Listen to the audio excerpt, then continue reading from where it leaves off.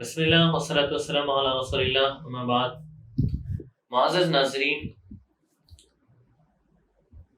آپ علیہ الصلوۃ والسلام نے ہمارے لیے ہر لائن میں رہبری کی ہے.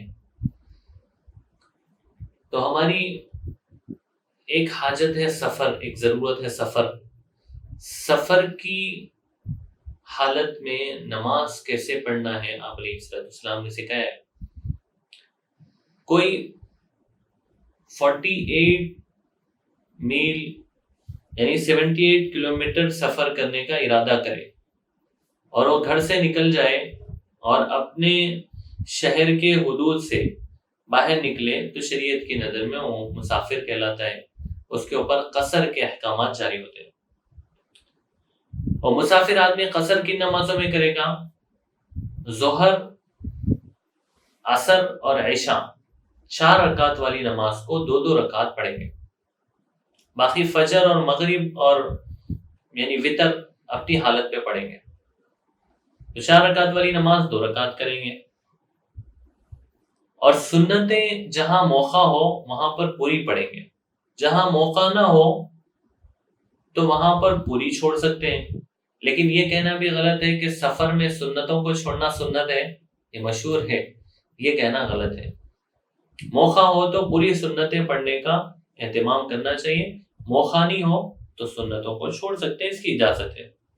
البتہ فجر کی سنت اہتمام سے ادا کرنا ضروری ہے. اسی طرح مسافر شخص جب اپنی بستی کے حد سے باہر نکل جائے تب قصر شروع کرے، اس سے پہلے قصر نہیں کر سکتا. یعنی سفر کرنے کا تو ارادہ ہے 78 کلومیٹر، لیکن اپنی بستی سے باہر نہیں نکلا ابھی تو اس پہ قصر کا حکم نہیں لگے گا. بستی سے باہر نکلنا ضروری ہے. مسافر شخص جب تک کسی جگہ 15 دن ٹھہرنے کی نیت نہیں کرے گا اس وقت تک قصر کرے گا. اور جب کسی جگہ 15 دن ٹھہرنے کی نیت کر لے تو اس وقت اس پر پوری نماز پڑھنا لازم ہے، کیونکہ وہ مقیم ہو جائے گا. 78 کلومیٹر سے آگے جانے کا ارادہ ہے، چلے بھی گیا وہاں پر، لیکن نیت یہ ہے کہ یہاں پر 20 دن ٹھہروں گا تو آدمی مقیم ہو جائے گا اور پوری نمازیں پڑھنا پڑے گا. اگر کوئی شخص سفر سے اپنے گھر اور وطن پر 1 دن کے لیے آئے تب بھی پوری نماز پڑھے، قصر نہیں کرے. اپنے گھر پہ واپس لوٹ کے آئے پھر جانا ہے اس کو، تو اپنے گھر پہ تو 1 دن ٹھہرو، 2 دن ٹھہرو، پوری نماز پڑھنا پڑے گا. اسی طرح عورت شادی کے بعد رخصت ہو کر سسرال چلی جائے اور وہیں رہنے لگے تو سسرال اس کا اصلی گھر اور وطن بن جاتا ہے، اور میکہ اس کا اصلی گھر اور وطن نہیں رہتا. تو سسرال میں تو اس کو پوری نماز پڑھنی پڑے گی چاہے کتنے بھی دن رہے. اگر کوئی شخص شرعی سفر میں ظہر، عصر اور عشاء کی نماز 4 رکعت جان بوجھ کر پڑھ لی ہو تو گنہگار ہوگا. یعنی اگر 2 رکعت پڑھنا تھا اس کو جان بوجھ کے 4 رکعت پڑھے گا، گنہگار ہوگا.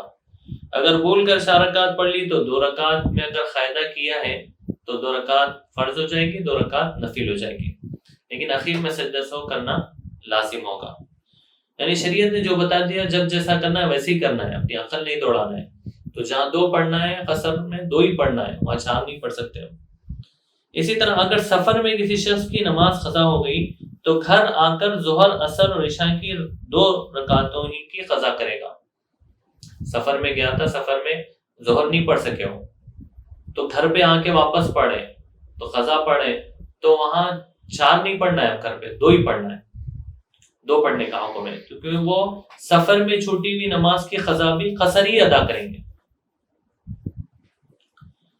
تو یہ تفصیل تھی مسافر کی نماز کی اور مسافر کے متعلق احکامات کی. اس کی ساری تفصیل فتاوی شامی والیوم نمبر 6 پیج نمبر 20 باب صلاۃ المسافر کے اندر اس کی تفصیل لکھی ہوئی. اللہ پاک سے دعا ہے کہ سمجھنے کی بھی توفیق عطا فرمائے، عمل کی بھی توفیق عطا فرمائے. وما علینا الا البلاغ.